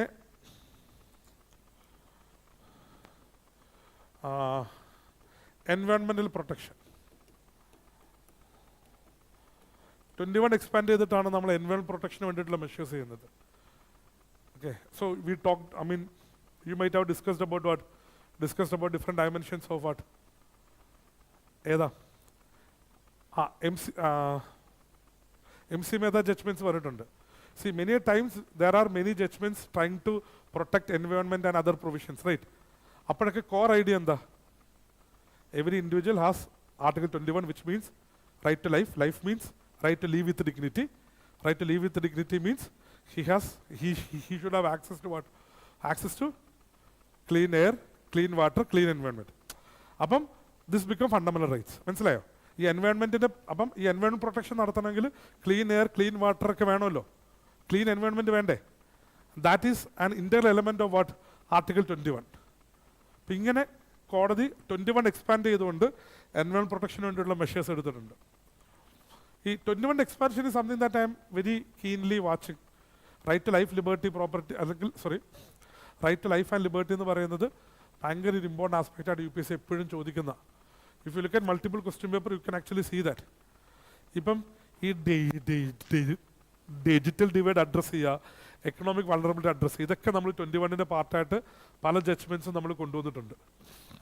ഓക്കെ, ഇനി I also want you to learn about the 25-26 എന്തിനെ പറ്റിയാ, റിലീജിയസ് റൈറ്റ്സിനെ പറ്റി. അപ്പോൾ റിലീജിയസ് റൈറ്റ്സ് പഠിക്കുമ്പോൾ നിങ്ങൾ മനസ്സിലാക്കേണ്ട ഒരു point, how secularism is connected with those rights, ഒന്നാമത്തെ പോയിന്റ്. Second point is that how do we address the issue of the religious rights and individual rights. അതെങ്ങനെ അഡ്രസ് ചെയ്യാൻ നോക്കുന്നത്? Test of essentiality. അതെന്തുവാ? Whenever there is a conflict between an individual rights and a religious denomination's rights, judiciary try to resolve it by using the essentiality test. അപ്പോൾ എന്താ നോക്കുന്നത്? ആ religious rights അല്ലെങ്കിൽ ആ റിലീജിയസ് ആക്ഷൻ എന്ന് പറയുന്നത് ആ റിലിജൻ്റെ എസെൻഷ്യൽ പ്രാക്ടീസിൽ പെട്ടതാണോ നോക്കും. If it is an essential practice within that religion it will get the protection ensured for the religious rights. അതായത് ആർട്ടിക്കിൾ 26 പറയുന്ന ആ പ്രൊട്ടക്ഷൻ കിട്ടും. That means those religious actions will have an upper hand over that individuals action. മനസ്സിലായി? ആ individual rights ഒരു conflict വരുമ്പോഴത്തേക്കും. Okay, Sabarimala verdict use same. No, it is use not only Sabarimala verdict. അതുപോലെ Sabarimala verdict ഇപ്പോൾ latest വന്നുണ്ട്. If you look at the test of essentiality U can actually C നമ്മുടെ ഹിജാബ് കേസിലുണ്ട്. പിന്നെ ഈ കൃപാൻ ധരിക്കുന്നില്ലേ, ആ കൃപാൻ ധരിക്കുന്ന സിഖർക്ക് അത് ഇതിൻ്റെയാണ്. പിന്നെ Sallekhana or Santhara which is identified as ജെയിൻസിനിടയിൽ അവിടെയും അത് എസെൻഷ്യൽ പ്രാക്ടീസോട് ഒബ്സർവ് ചെയ്തിട്ടുണ്ട്. Nikah halala, triple talaq etcetera was identified as not part of essential. മനസ്സിലായി? ഇവിടെയൊക്കെ എസെൻഷ്യൽ പ്രാക്ടീസാണ്. ഇത് വേറെ എക്സാമ്പിളും കൂടെ. എന്താണ്? എല്ലാ റിലിജനിലും ഇതേ സെയിം സാധനം അപ്ലൈ ചെയ്തിട്ടാണ് ഇത് പ്രൊട്ടക്ട് ചെയ്യാൻ നോക്കുന്നത്. അല്ലാതെ ഏതൊരു റിലിജനോട് മാത്രം ഉള്ളതല്ല. സി ട്രിപ്പിൾ ഇപ്പം ട്രിപ്പിൾ തലാഖ്, നിക്ക ഹലാൽ ഇതുപോലുള്ള പല ഇഷ്യൂസ് വരുമ്പം എസെൻഷ്യൽ പ്രാക്ടീസ് വരുമ്പോഴത്തേക്കും there was A rage against this thing from the Muslim community saying that okay you people R targeting S. Like ഇതേ സെയിം ആർഗ്യുമെന്റ് വെച്ചിട്ട് തന്നെയാണ് എന്തും ചെയ്തിരിക്കുന്നത്. ശബരിമല വെർഡിറ്റിൻ്റെ അകത്തും സെയിം കാര്യങ്ങളാണ് പറഞ്ഞിരിക്കുന്നത്. അതായത് you cannot identify IAPAS as a special denominations. IAPAS could be identified as what? Could be identified as Hindus. അപ്പം ഹിന്ദു റിലിജൻ്റെ എസെൻഷ്യൽ പ്രാക്ടീസിൽ പെട്ടതാണോ വിമനെ ടെമ്പിളിൽ കയറ്റേണ്ടെന്നുള്ളത്? ആണോ? അല്ല. It is not an essential practice within Hinduism. So therefore it can be allowed. വേണമെങ്കിൽ woman പോകണമെങ്കിൽ പോകാം. വുമനോട് പോകണമെന്നല്ല പറഞ്ഞത്, റെസ്ട്രിക്ട് ചെയ്യാൻ പറ്റത്തില്ല എന്നാണ് കോർട്ട് ഒബ്സർവ് ചെയ്തത്. Anyway, so that's same thing, same logic തന്നെയാണ് കേട്ടോ. ഇതേ സെയിം ആർഗ്യുമെന്റ് വെച്ചിട്ട് തന്നെയാണ് നമ്മുടെ അജേലി ദർഗ ഇൻ മുംബൈ. അജേലി ദർഗയിൽ വിമന് പോകാൻ പറ്റത്തില്ലായിരുന്നു. അപ്പോൾ അവിടെ വുമനെ കയറ്റണമെന്ന് പറഞ്ഞത് ഇതേ സെയിം ലോജിക് തന്നെ. ഓക്കെ, മനസ്സിലായോ? അതായത് വുമനെ ഇത് ചെയ്യാൻ പറ്റത്തില്ല because it is not part of an essential practice within that religion. ഇനി വേറൊരു എലമെന്റ് കൂടെ നിങ്ങൾ നോക്കേണ്ടത്, I think this time there has been some elements or discussions with respect to rights versus duties. And multiple time Modiji അതുപോലെ തന്നെ അമിത്ഷാ ഒക്കെ ഈ ഒരു ആർഗ്യുമെന്റ്സ് ഡിസ്കസ് ചെയ്യുന്നുണ്ട്. നമുക്ക് റൈറ്റ്സ് മാത്രമല്ല ഡ്യൂട്ടീസ് ഉണ്ട്, നമ്മൾ ഡ്യൂട്ടീസ് ചെയ്യാൻ തയ്യാറാവണം. അപ്പം ഒരു സിവിക് സെൻസ് എന്നുള്ള രീതിയിൽ ഡ്യൂട്ടി ഒരു സൈഡിലും ഒരു ഇൻഡിവിജ്വൽ റൈറ്റ്സ് എന്നുള്ള രീതിയിൽ നമ്മുടെ കോൺസ്റ്റിറ്റ്യൂഷൻ ഐഡൻറ്റിഫൈ ചെയ്യുന്ന ഫണ്ടമെന്റൽ റൈറ്റ്സും ഇത് തമ്മിൽ എങ്ങനെ ബാലൻസ് ചെയ്യുന്നതെന്നുള്ളൊരു എലമെന്റ് നോക്കണം. മനസ്സിലായോ? അപ്പം that is also something that I can. പിന്നെ കണ്ടംപററി ടൈംസിൻ്റെ അകത്ത് പുതുതായിട്ട് വരുന്ന ഡിമാൻഡ്സുകൾ എന്തൊക്കെയാണെന്ന് നോക്കിക്കഴിഞ്ഞ് കഴിഞ്ഞാൽ, ഒന്ന് ഡാറ്റ പ്രൈവസി നോക്കണം, പിന്നെ ഇൻ്റർനെറ്റ് ആസ് ഫണ്ടമെന്റൽ റൈറ്റ് നോക്കണം, LGBTQ റൈറ്റ്സ് നോക്കണം,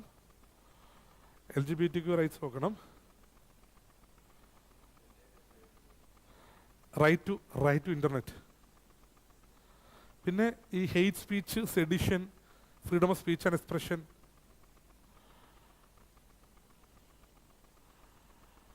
പിന്നെ അഫർമേറ്റീവ് ആക്ഷൻ.